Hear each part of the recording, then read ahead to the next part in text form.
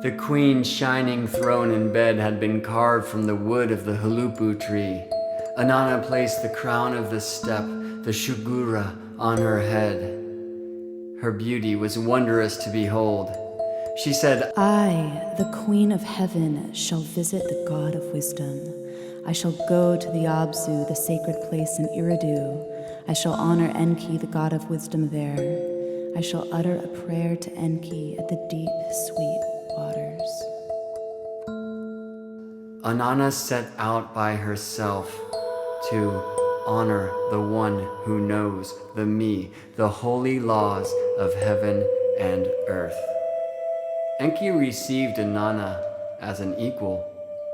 As gods of wisdom are wont to do, he then broke out the beer. Inanna and Enki drank beer together. They drank more beer together. From the bronze vessels of Urash, mother of the earth, they drank more and more and more beer together. They toasted each other. They challenged each other. Enki, swaying with drink, toasted Inanna. In the name of my power, in the name of my holy shrine, to my daughter Inanna I shall give the high priesthood, godship, the noble enduring crown, the throne of kingship. Inanna replied, I receive them. Enki raised his cup and toasted Inanna a second time. In the name of my power, in the name of my holy shrine, to my daughter Inanna I shall give truth, descent into the underworld, ascent from the underworld, the art of lovemaking, the kissing of the phallus. Inanna replied, I receive them. Enki raised his cup and toasted Inanna a third time. In the name of my power, in the name of my holy shrine, to my daughter Inanna I shall give the holy priestess of heaven, the setting up of lamentations, the rejoicing of the heart, the giving of judgments, the making of decisions. Inanna replied, I receive them. 14 times Enki raised his cup to Inanna. 14 times he offered his daughter 5 me, 6 me, 7 me. 14 times Inanna accepted the holy me. Inanna gathered all the me. The me were placed on the boat of heaven. The boat of heaven with the holy me was pushed off from the quay. Enki woke up with some kind of hangover.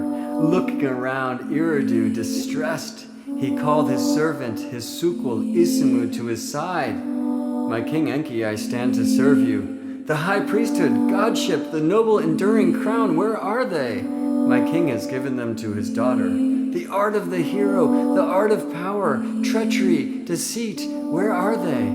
My king has given them to his daughter Inanna. The perceptive ear, the power of attention, the making of decisions, where are they? My king has given the me to his daughter Inanna. 14 times Enki questioned his servant Isimud. 14 times Isimud answered, saying, my king has given them to his daughter. My king has given all the me to his daughter Inanna. Then Enki spoke, Isimud, the boat of heaven, with the holy me, it must be stopped. Go, take the Enkum creatures, let them bring the boat of heaven back to Eridu. Isimud spoke to Inanna, my queen, your father has sent me to you. Your father's words are words of state. They may not be disobeyed. Inanna answered, What has my father said? What has Enki added? What are his words of state that may not be disobeyed?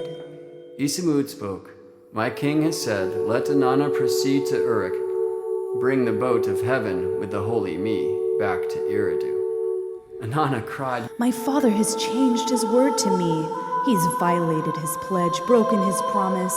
Deceitfully my father spoke to me. He cried, in the name of my power, in the name of my holy shrine. Deceitfully he sent you to me. Scarcely had Inanna spoken these words when the wild-haired Enkum creatures seized the boat of heaven.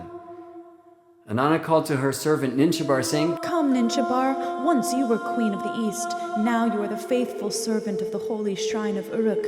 Water has not touched your hand, nor has it touched your foot. My Sukal, who gives me wise advice, my warrior who fights by my side, save the boat of heaven with the holy me. Ninshabar sliced the air with her hand. She uttered an earth-shattering cry. The Enkim creatures were sent hurtling back to Eridu. Then Enki had Isumud send the 50 Uru giants, then the 50 Lahama sea monsters, then the sound-piercing Kud Galgal, then the Inunum, then the watchmen of the Iturungu Canal. Each time, Ninshabar fended these monsters off. Ninshabar rescued again and again the boat for Inanna. She then spoke to Inanna, "My queen, when the boat of heaven enters the Nagula gate of Uruk, let high water flow in our city. Let the deep-going boat sail swiftly through our canals." Inanna answered Ninshabar, On the day the boat of heaven enters the Nagula gate of Uruk, let high water sweep over the streets. Let high water flow over the paths. Let the old men give counsel. Let the old women offer heart-soothing. Let the young men show their might of their weapons. Let the little children laugh and sing. Let all of Uruk be festive. Let the high priest greet the boat of heaven with song. Let him utter great prayers. Let the king slaughter oxen and sheep. Let him pour beer out of the cup. Let the drum and tambourine resound. Let the sweet tiki music be played. Let all lands proclaim my noble name. Let my people sing my praises. and so it was. The holy me were being unloaded. As the me which Inanna had received from Enki were unloaded, they were announced and presented to the people of Sumer. Then more me appeared, more me than Enki had given Inanna, and these too were announced, and these too were presented to the people of Uruk. Inanna brought the me. She brought the placing of the garment on the ground. She brought allure. She brought the art of women. She brought the perfect execution of the me. She brought the tigi and lili strums. She brought the oud, the meze, and the ala tambourines. Inanna spoke, saying, Where the boat of heaven has docked, that place shall be called the White Quay. Where the holy me have been presented, that place I shall name the Lapis Lazuli Quay. Then Enki spoke to Inanna, saying, In the name of my power, in the name of my holy shrine, let the me you have taken with you remain in the holy shrine of your city. Let the high priest spend his days at the holy shrine in song. Let the citizens of your city prosper. Let the children of Uruk rejoice. The people of Uruk are allies of the people of Eridu. Let the city of Uruk be restored to its great place.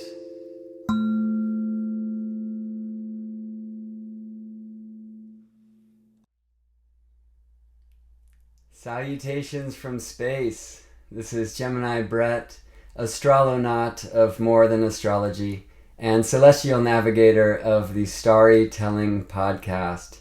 Today is Wednesday, Miércoles, Mercury's Day, September 2nd, 2015. It is 10:33 and 42 seconds a.m. Pacific Standard Time. I've chosen this time specifically because 24 degrees Libra is on the rise.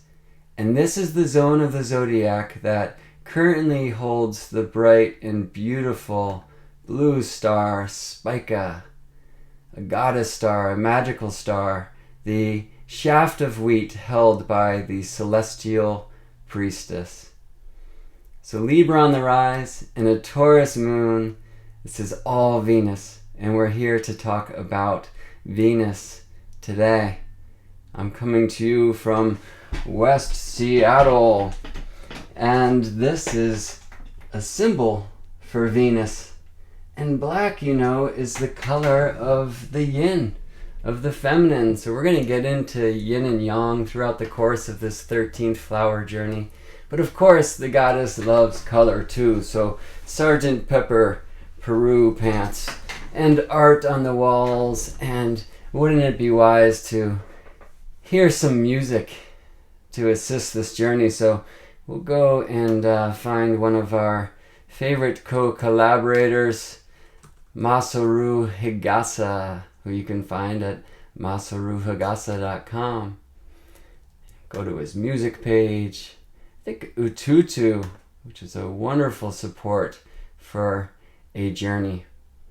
You can download this album. You can buy it for whatever price you want. I paid $11.23 because this is a number of the Fibonacci sequence, which honors sacred geometry, which honors the pentagram. And we're going to get into that as well. As long as we're speaking about co-collaborators, you heard Marya Stark, original music, and playing the role of Inanna. And you can find Marya at maryastarkmusic.com.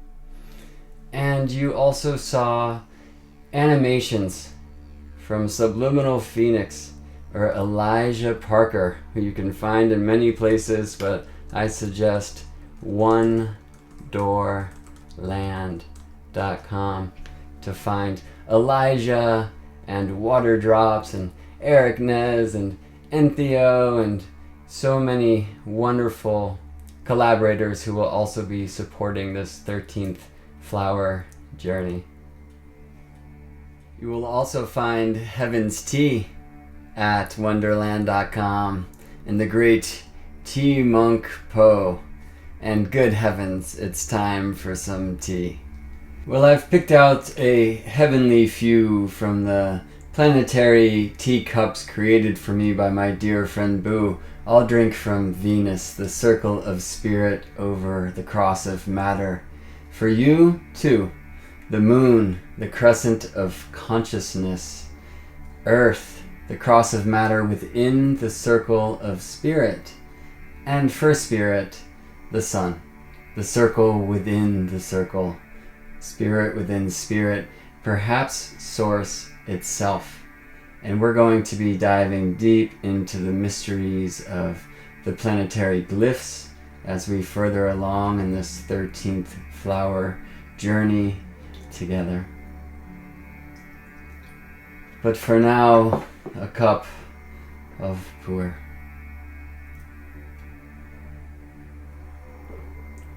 What's that you say? Oh, you've noticed my lapis lazuli bracelet?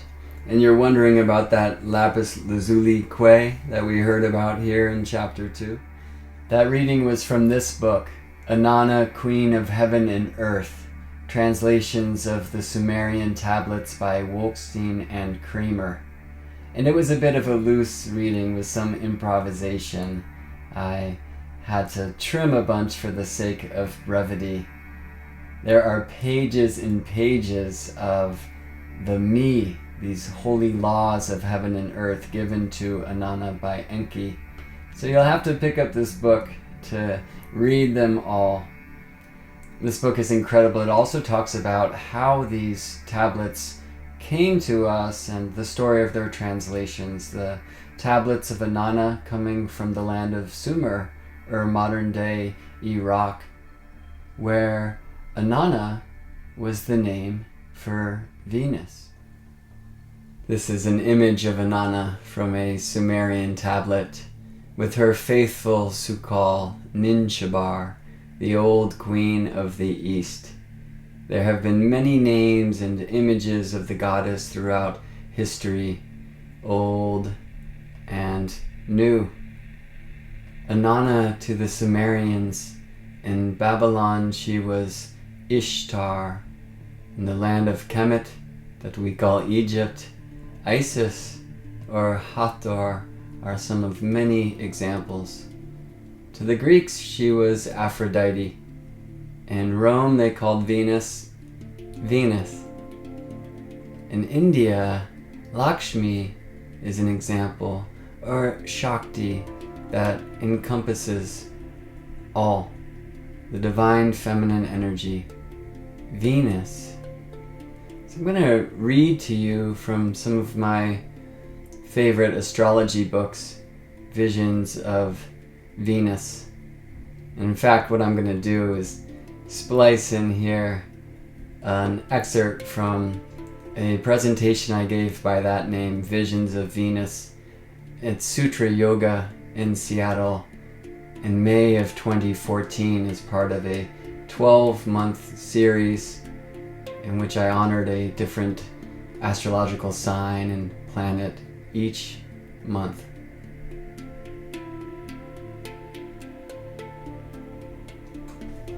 Astrology for Yourself, Douglas Bloch and Demetra George. Venus symbolizes the capacity to attract the people and things we love and value. Venus represents the core essence of the feminine nature. Through her powers of divine beauty and magnetic desirability, she ignites the spark of the creative process.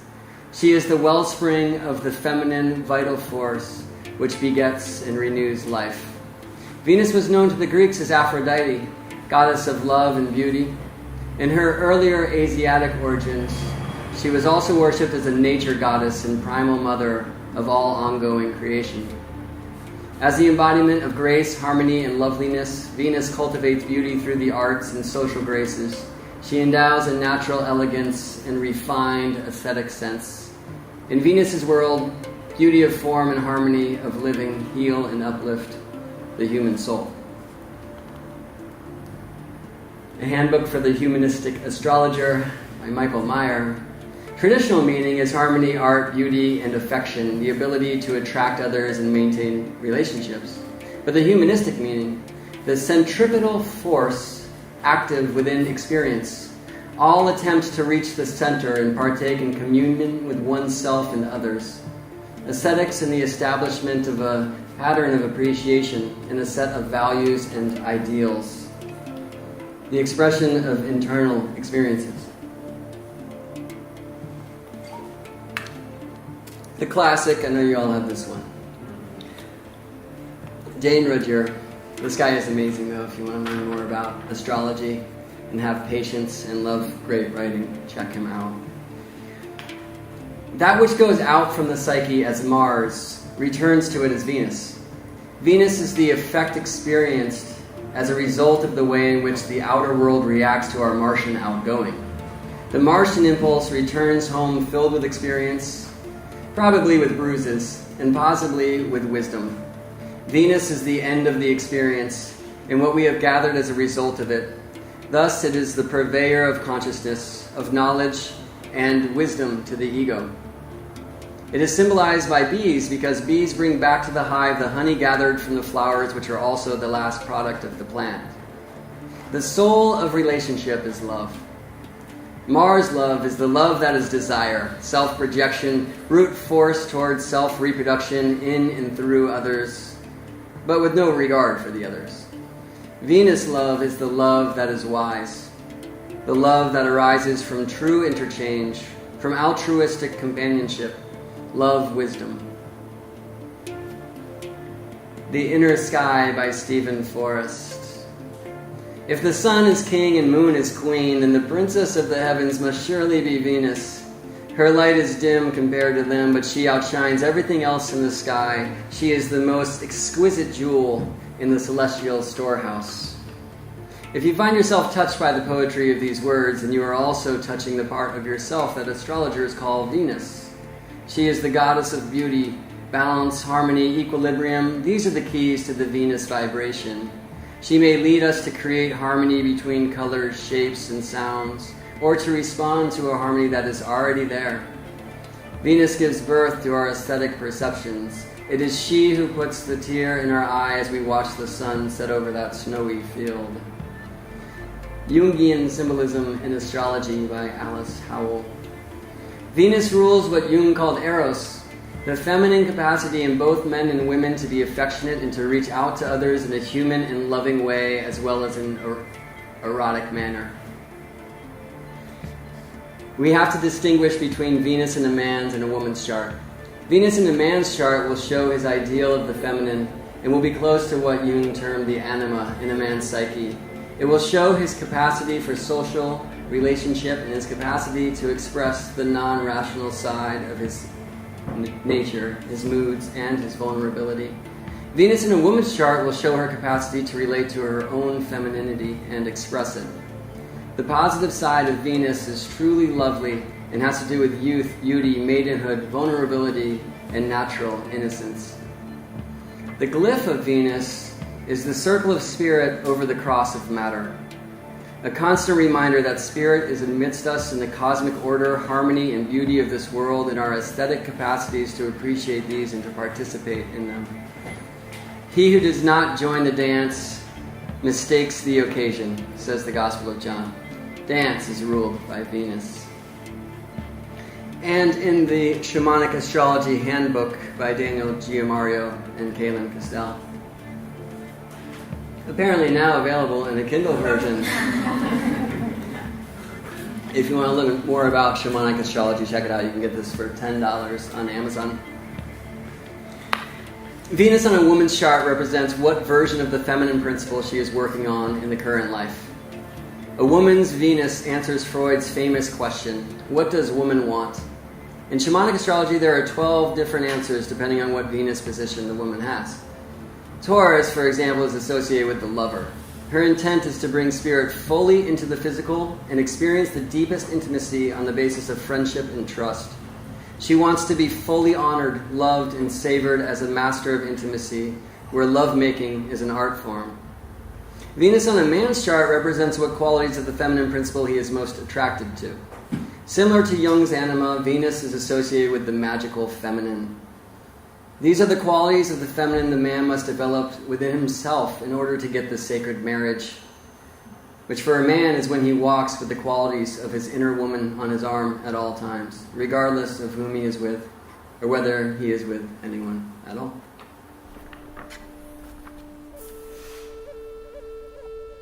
Venus as the divine feminine essence.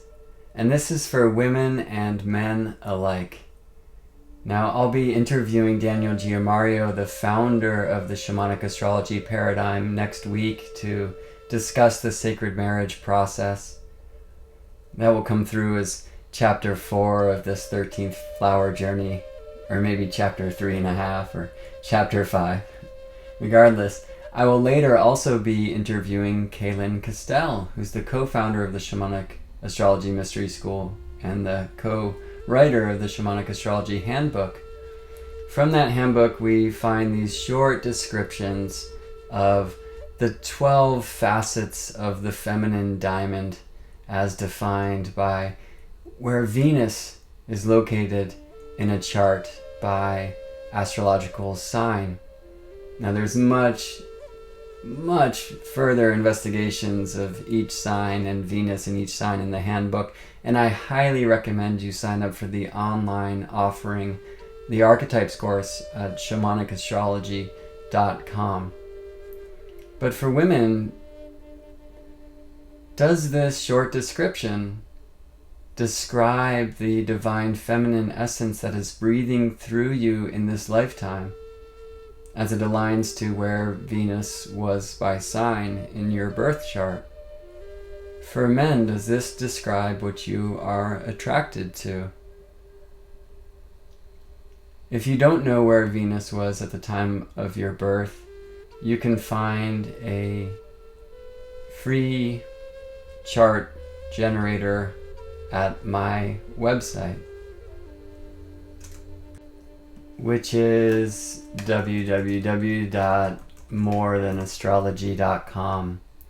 So scroll down on the home page past my storytelling podcast episodes and the 13th flower, which by the way has the links for the free public Facebook group for this journey, as well as the YouTube playlist where these videos will be posted, and the SoundCloud playlist where audios like drum journeys will be posted. So subscribe to those, and please sign up for the Facebook group if you want to follow along. Here you can see the chapter 1, my interview with Adam Gainsbourg, which was a whole lot of fun. And below that, here's this comprehensive, detailed birth chart machine. So let's put the chart for right now in. It is September 2nd, 2015 at 1:23 p.m. And I'm sitting at home in Seattle, Washington. So type all that in and click next. And you'll see Venus here, the circle of spirit over the cross of matter, in the sign of Leo, just next to Mars. Venus and Mars actually made a exact conjunction yesterday, September 1st. For us in the Pacific time zone, it was actually late night on August 31st. It was the second exact conjunction of Venus and Mars of this year of 2015. And yesterday I interviewed the great astrologer Gary Caton about that and what he's bringing in. So I'll look forward to posting that. I think that will be chapter 4 or chapter 3 in part 1 of this journey. Anyway, so you can click on Venus here and you can get a description of Venus by sign and aspect from the folks at astrotheme.com, who are sweet enough to supply these widgets. So here's another view of Venus on your chart.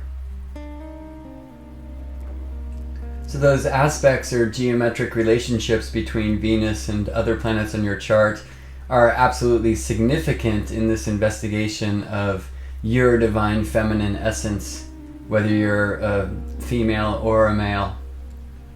Also, things that have been lost to most astrologers, like her speed, her proximity to the Earth, her phase angle relationship to the Sun, where she was in her cycle.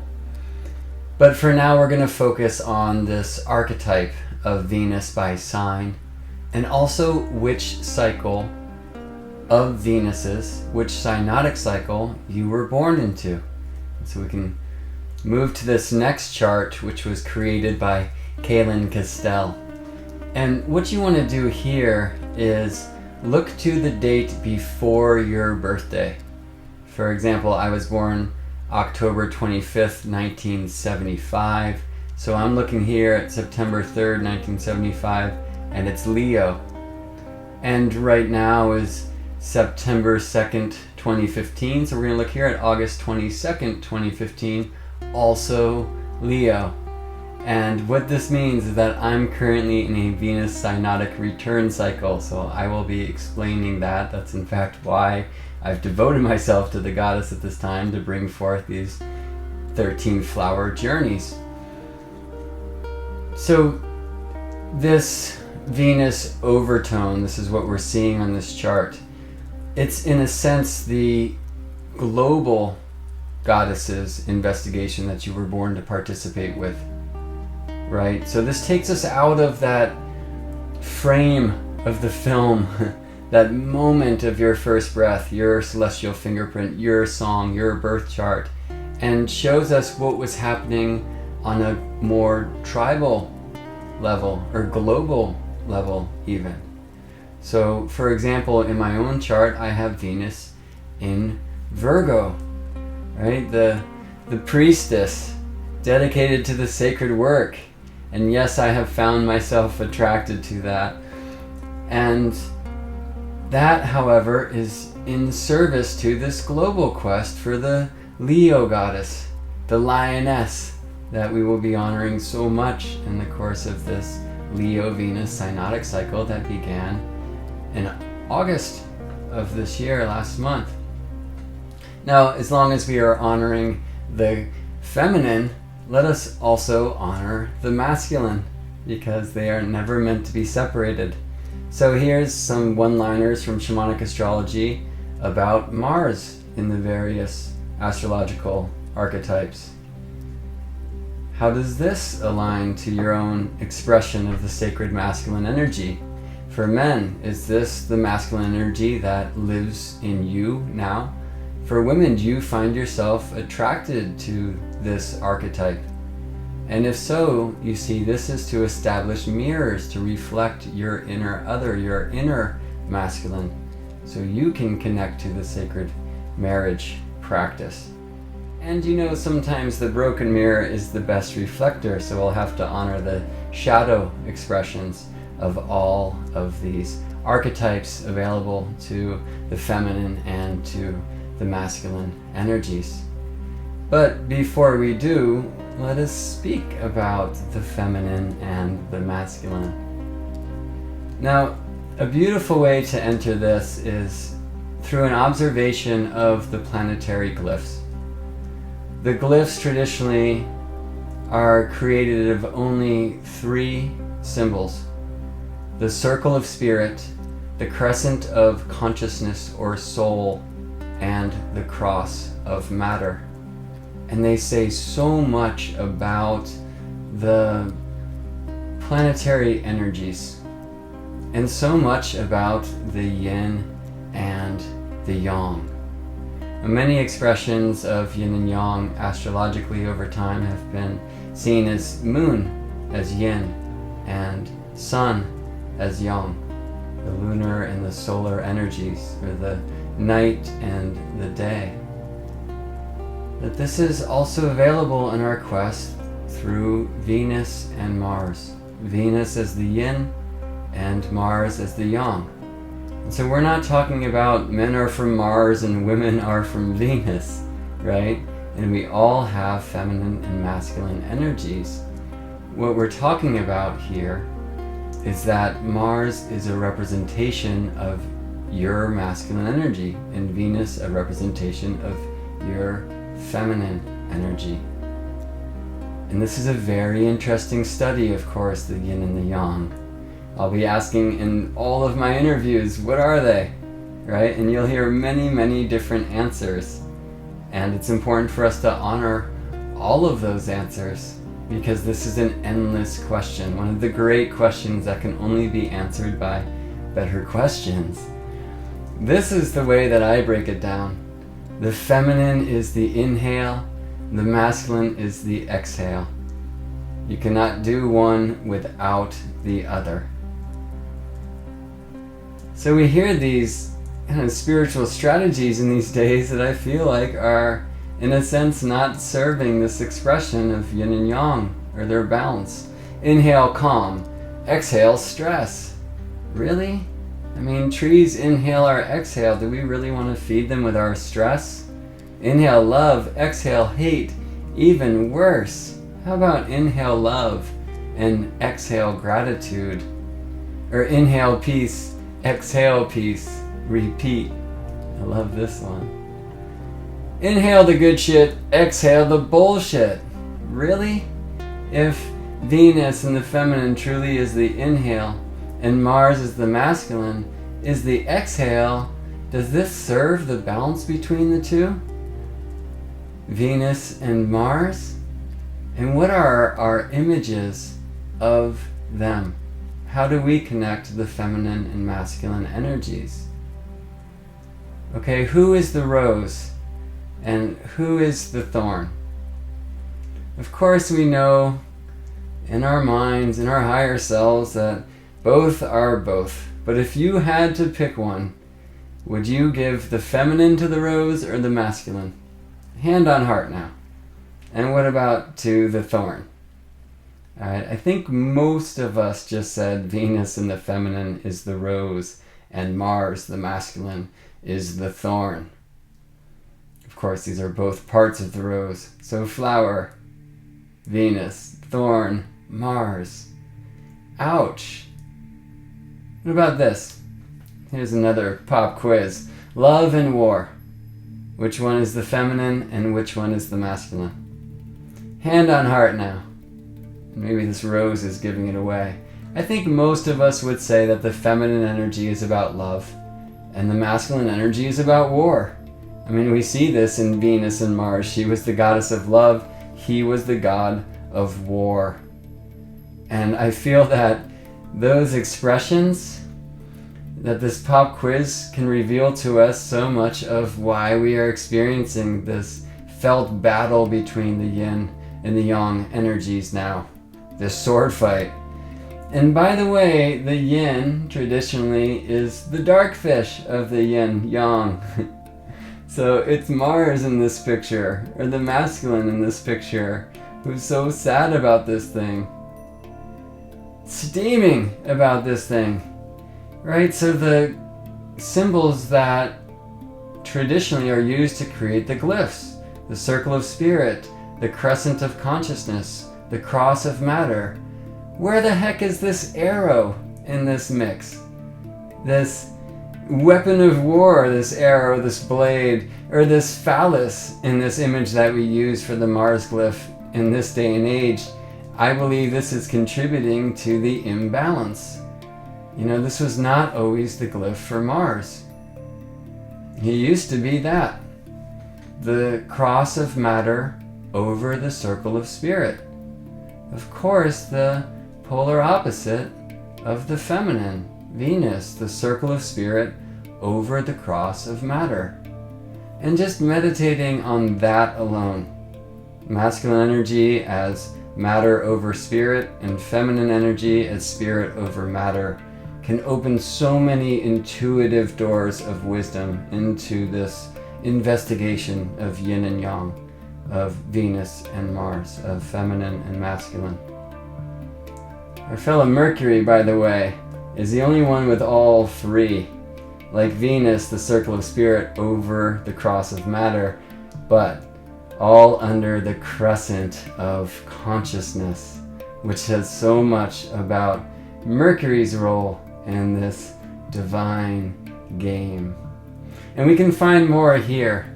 All right, this is clearly not to scale, but looking from left to the right, the Sun, Mercury, Venus, Earth, and Mars. So we can put their glyphs under here, and I've added the moon as well, as you can see, and in fact 2 moons.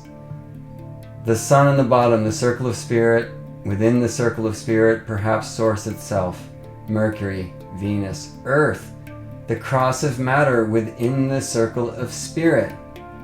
Isn't this the deal, that we are having embodied experiences here in the matter, but it's a spiritual experience. We are encompassed by spirit. And on the right, Mars, the cross of matter over the circle of spirit. And I like to arrange them this way. All right, so here's Sun on the left, source, and then Mercury with those antennae of consciousness, right? Taking them into the circle of spirit, taking that source in and printing out matter, right? This is like electricity, taking energy and turning it into something we can use to make power. Mercury's role as consciousness is to convert that energy of source, the unnameable, into something that can be named, something that can be understood and expressed. And then Venus is like, hey, not so fast, buddy. They're going to have a spiritual experience. It's not all about matter. So she's converting that matter that Mercury turned the source of the sun back into spirit. And then here's the moon lining up to make sure that it's a conscious process, right? And that consciousness needs to be utilized as we have this spiritual experience in the matter of Earth, right? And then maybe consciousness utilized also as we send that out to Mars, who will take that spiritual force and turn it into form, right? So on the inside, Mercury as the electrician, and Venus then as the magnetic force, yeah? The inhale of that source into Earth. And then when we have them balanced, Venus and Mars, or the feminine and the masculine, he will exhale spirit out into space, where it will be picked up by Jupiter and Saturn and the other crew out there. But back to Venus. Is that not who this 13th flower journey is devoted to? And Venus and Mercury, together, these two interior planets, who sometimes journey together. And this is Inanna, Venus, and Ninshabar, perhaps Mercury. And this brings us back to our starry story of Inanna, which is no doubt a story of the stars, or rather of the planets, but planet means moving star after all, and Venus is the brightest planet in our skies, morning star and evening star. The stories of Inanna come to us from Sumer, and they are perhaps the oldest stories known. Also from Sumer, we have received perhaps the oldest astronomical records known at the current time. These are the Venus tablet of Ammisaduqa, Sumerian records that track the Venus synodic cycle for 21 years, coming to us from a time when astrology and astronomy were the same thing, as they are always meant to be. They were never meant to be divorced.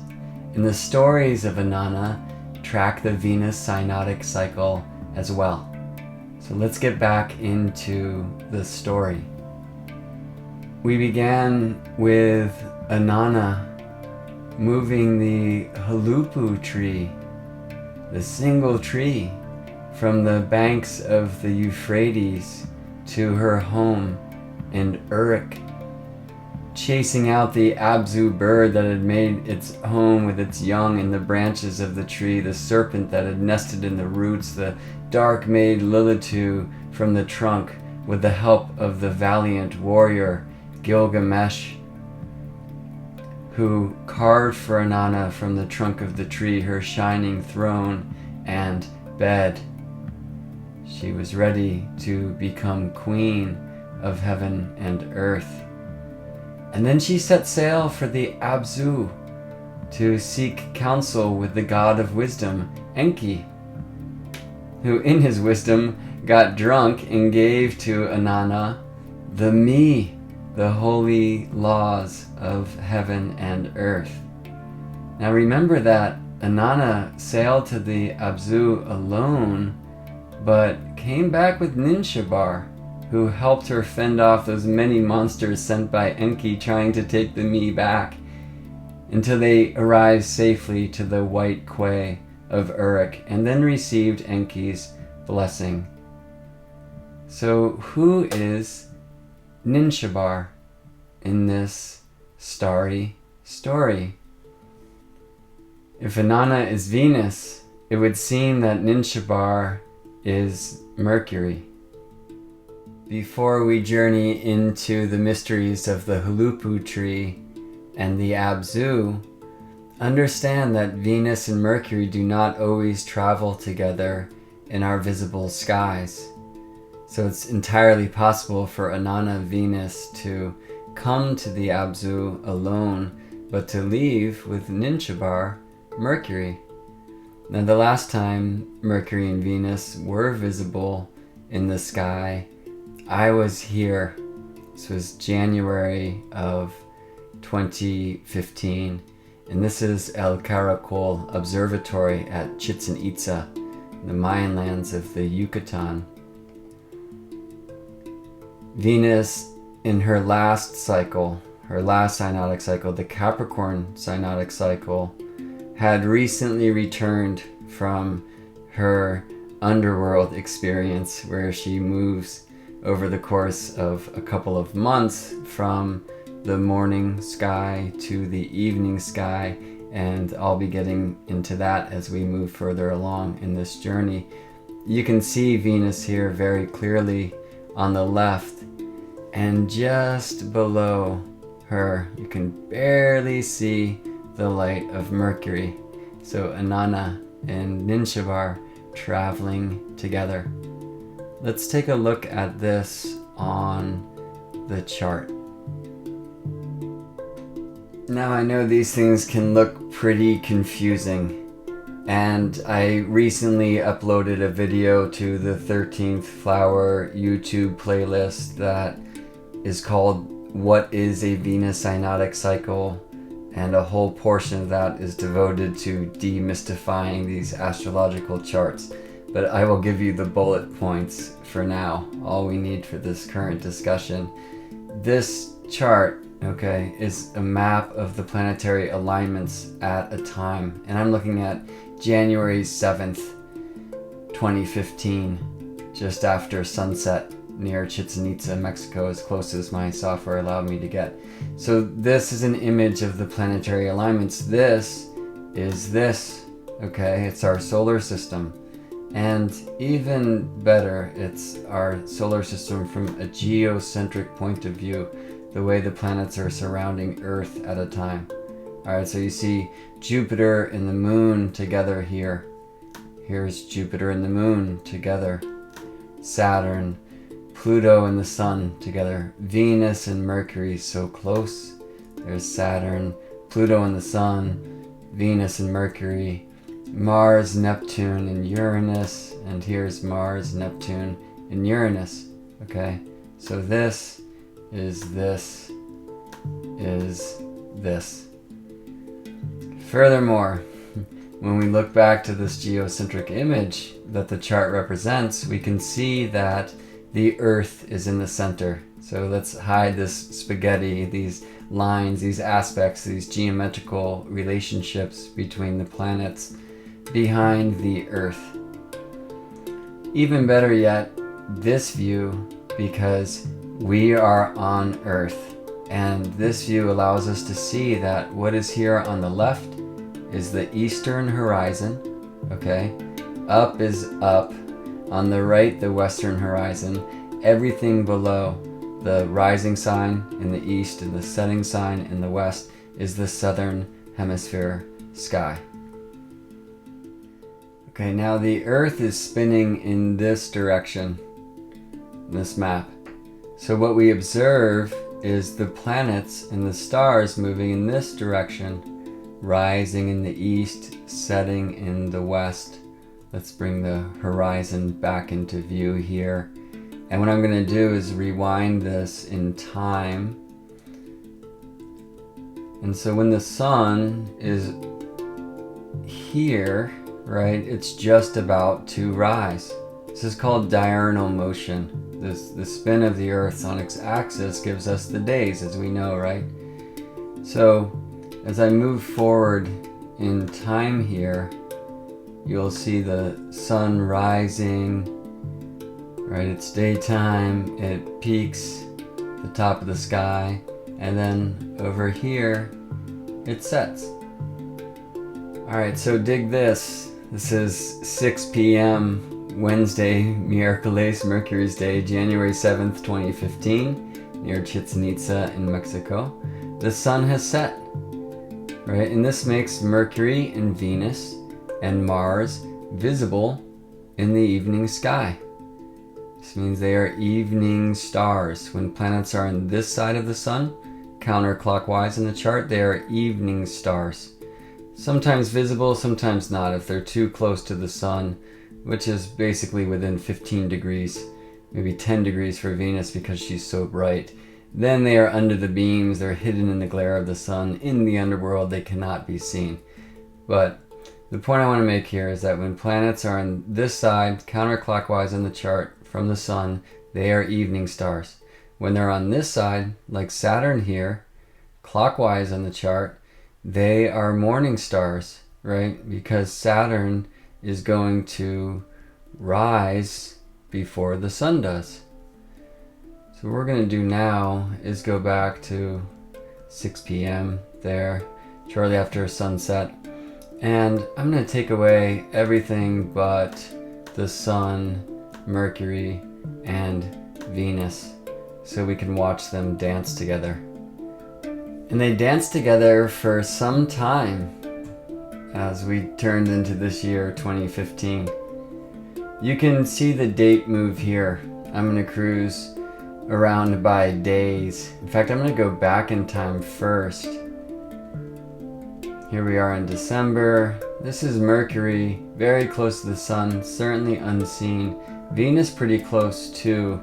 If I get back to about December 4th, Mercury's now on the other side of the sun, right? He's about to change from a morning star to an evening star, but unseen, so close. When Venus separates by 10 degrees from the sun, she can be seen again. So it was December 4th, 2014 when she came back from having been under the beams for about 2 months. And you'll see as I move forward by days, Mercury chasing her down as she separates from the sun and rises in the western sky, the evening sky. So January 10th, January 11th, January 12th, this was about as close as they got. And as an astrological note, check out where that alignment was on your chart. For me personally, it was right near my midheaven. This is a place of right livelihood. So this conjunction, or near conjunction of Mercury and Venus, was touching up this place of my gifts and my service to the world, right? Now Mercury and Venus on my own personal chart are very related. Mercury is in Libra, which is Venus's sign. Venus is in Virgo, which is Mercury's sign. So they kind of have this astronomical exchange program going down. So for the two of them to come together at my midheaven, this is planting seeds that actually won't be activated like this again for 40 years to the way that I share my gifts to the world. And this 13th flower journey, this is part of that. Alright, but this isn't about me, this is about us. So here we are again with Mercury and Venus so close in the sign of Aquarius. We're looking at January 12th, 2015, but he didn't quite catch her because he began to station retrograde, which happened on January 21st, okay? In this beautiful software, Intrepid, or Sky Engine, retrograde planets are marked by red. So Mercury retrograde. Oh no!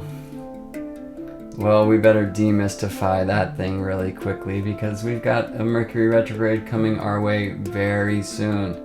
And the trick is to play along so you don't get played by Mercury retrograde.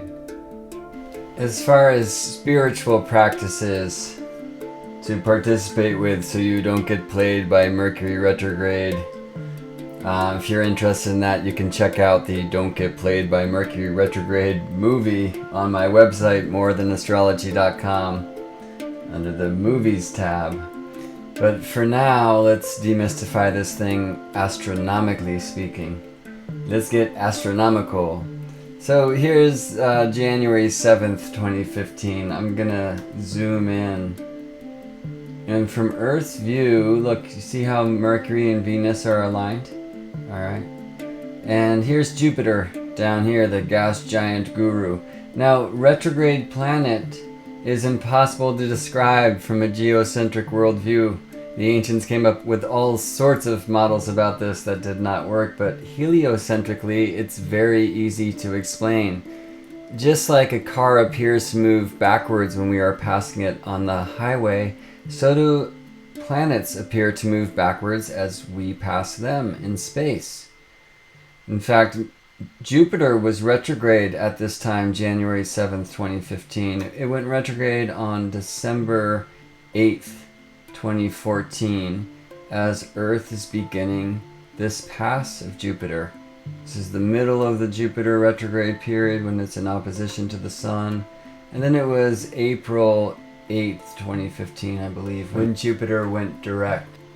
So it's not just that moment of the passing, but as you're approaching the pass and then leaving it, the further away the planet is, the longer the retrograde period will be. This is true for cars on the highway as well. Of course, Earth cannot pass Mercury or Venus because they move faster than us, so they pass us. And when they do, they appear to move retrograde in our sky, or backwards through the constellations of the zodiac. I mean, it's a trip when you're watching this. They slow down, they stop, and then they turn around and move the other direction. So you can see here, as we're approaching that, I think it was January 21st date, Mercury beginning its pass of the Earth. And that's all that's happening with Mercury retrograde. But check this out, as Mercury retrogrades, it's as close to the Earth as it can get. So why would this mean a weak Mercury? Shouldn't it be stronger? And the question is, what does Mercury really want? Right? How does Mercury want us to participate with him? I'll show you geocentrically what's going on there. And this is kind of trippy in Solar System Scope, this wonderful software you can play with online for free. But here's Mercury, right, and the Sun. And remember, just like in the chart, that when Mercury, Venus, Mars, Neptune, for example, are on this side of the Sun, they are evening stars. And Saturn, the Moon here, Jupiter, morning stars, because they will rise before the sun rises, right? This geocentric view works just like the chart. All I want you to watch is Mercury and the Sun. So Mercury now is evening star, and when I played this through the time, you see, it went to morning star.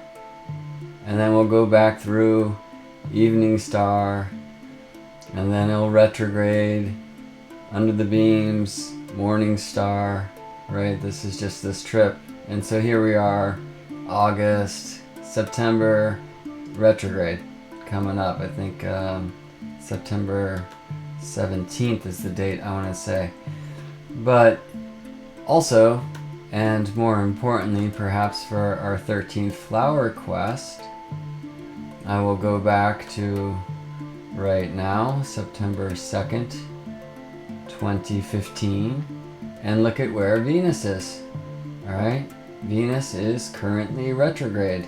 She went retrograde on July 25th as she began to pass the Earth, and she will be retrograde until September 6th, 2015, when her pass finishes.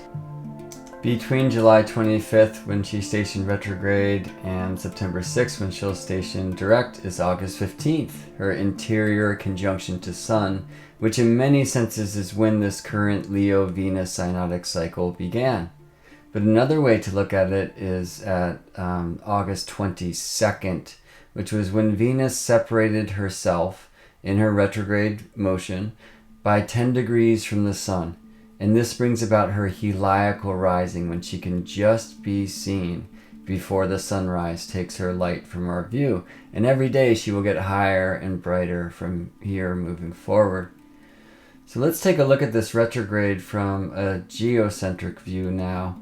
And you'll see the same thing as Mercury, right? Venus and Mercury, the inner planets, so they behave in a similar way, though Venus can separate herself further from the Sun than Mercury can. We're going to go back to June of 2015, when Venus was very high and bright in the evening sky. And we'll move forward through time here. Venus is an evening star, right? Counterclockwise to the Sun on the chart. And you'll see Venus, who went retrograde on July 25th, now diving under the beams of the Sun. She moves from Western star to Morning star. Now let's have a look at this on the chart. Unfortunately, I can't lock the western horizon down because the Earth is orbiting the Sun. Don't worry about that right now. What I want you to see is that here on June 6, 2016, Venus is so far from the Sun. This is her maximum evening elongation, as high as she can get in the evening sky. And as we move forward through time, you'll see that she's getting lower and lower because she's preparing to station retrograde, which happened on July 25th. Slow this down a little bit here. There she is, stationing retrograde. So now it's a very quick dive under the beams of the Sun. When she gets within 10 degrees, she is gone. And then on August 15th, she made interior conjunction to the Sun. And after that time, she's moving from this side, evening, to this side of the Sun, morning, right? August 22nd, she gets 10 degrees away. It's her heliacal rise. She can be seen in the morning sky again. So what did Inanna, or Venus, do as she moved from evening star to morning star? This is the moving of the Hulupu tree from the western banks, Euphrates, to her home in the east, in Uruk. And my feeling is that chasing the bird and the serpent and the dark maid Lilitu out of the Hulupu tree, with the help of Gilgamesh, was Inanna releasing her fully evolved self from the last 19 months of the Venus synodic cycle. She had been through her release, her rebirth, and her retrieval of her strength. And now she has to let that go, or in a better sense, compost that tree that she had grown into the soil that will host the seeds for this next quest. So the moving of the hulupu tree, and also the visit to Enki, god of wisdom, because as retrograde Venus is going under the beams of the sun very quickly in this movement from evening star to morning star, she visits the sun. Perhaps this is Enki, and she goes to receive the me, the holy laws of heaven and earth. And who is waiting for her when she rises but Ninshabar, or Mercury, to help her fend off those monsters so she can safely to the white quay and the lapis lazuli quay in Uruk. Now think about this. Venus's heliacal rise, that 10-degree separation from the sun, when we barely see her light in the morning sky before sunrise, and that glare takes her from our view. Is this not the monsters trying to take the me back, right? But every day she gets higher and higher. She's going further and further from the Abzu, from Enki's kingdom in Eridu, getting higher and higher in the sky, and receiving the help of Ninshabar. So we should expect to see Mercury there, right? But we don't. Mercury's in the west. Mercury is not always in the east waiting to greet Venus. Sometimes this does happen and sometimes it does not. This year we find Mars there waiting for her for their second exact conjunction of 2015. And this will really lend itself to the next chapter of the Inanna story, the courtship of Inanna and Dumuzi. We actually have to go all the way back to 2001 to see Mercury playing this role of Ninshabar in the morning sky, waiting for Inanna. Let's see, this is, the Aries cycle, the Aries Venus interior conjunction on March 29th, 2001. And I'll move that here to the morning sky.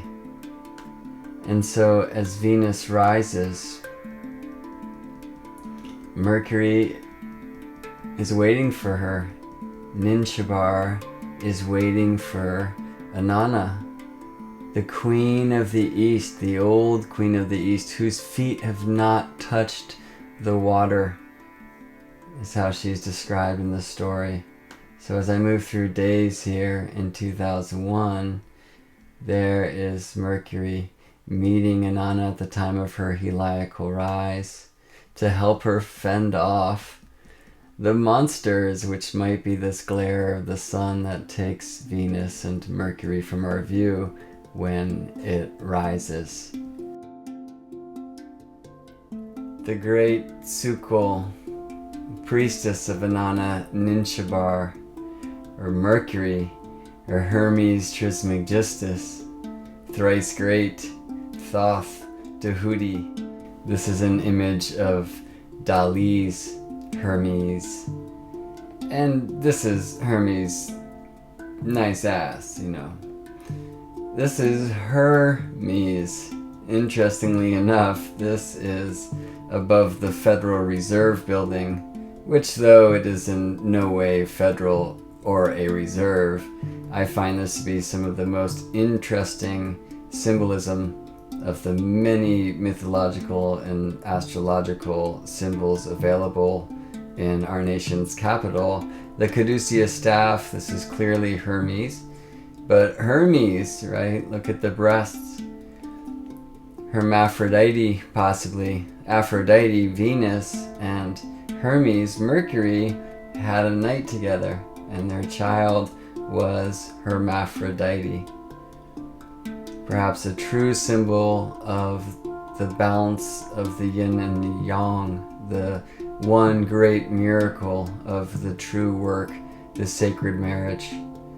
So perhaps Mercury, or Ninshabar, is serving Venus and Mars, the yin and the yang, Inanna and Dumuzi, in this sacred marriage process, as Hanuman serves the sacred marriage of Sita and Ram. Well, there you have it, folks. Chapter 2. It's now Thursday, September 3rd, 2015 at about 5 in the morning. But though this is Jupiter's day, it is a very important day for Mercury. September 3rd will find Mercury at his or her maximum western elongation from the sun, a time where Mercury, and these times are rare, might actually be available to our eyes. And it's a very significant part of the Mercury cycle that not many know about. So I look forward to having Gary Caton on at some point to talk to us about the thrice great in Mercury. And I interviewed Gary 2 days ago now about these Venus and Mars conjunctions of 2015 and about Inanna and Dumuzi. So as we move forward into chapter 3, the courtship of Inanna and Dumuzi, we'll hear that interview with Gary Caton. We'll also hear an interview with Daniel Giarmario, the founder of the Shamanic Astrology Mystery School, who really brought these correlations of Venus as Inanna into the astrological community. And what's up with all these dudes when we're talking about Venus? I mean, just because I'm a card-carrying holder of the Shakti coloring book, it doesn't mean we shouldn't be having women on here to talk to us about the goddess and this global goddess and her archetypal ascent that this 13th flower project is devoted to. So we'll be hearing from Kaylin Castell and Tammy Brunk and Jolene Packard-Lewis and other female astrologers, and also many healers and feelers from all walks of the way, male and female alike. In fact, I interviewed Sydney Culver, a local healer, here yesterday about the healing process, about the chakras, which will come into this 13th flower journey. So I'll be posting that soon. And as you've noticed, if you've been following along, there's been a lot of material, and that will continue for some time. So just choose your own adventure, watch what you want.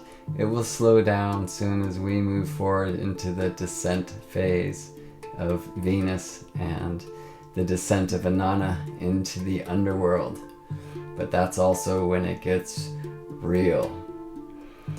Thank you so much to Marya Stark, to Elijah Parker, to Masaru Hagasa, to my teachers, Daniel and Kaylin and Gary, to Adam Gainsberg and Sydney, and everyone that has and will come forward to share their wisdom with us in this 13th flower journey. And thank you for spending your time here with me in space.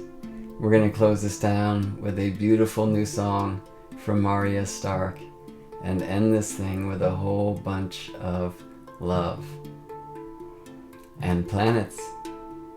This is your friendly astronaut Gemini Brett signing off.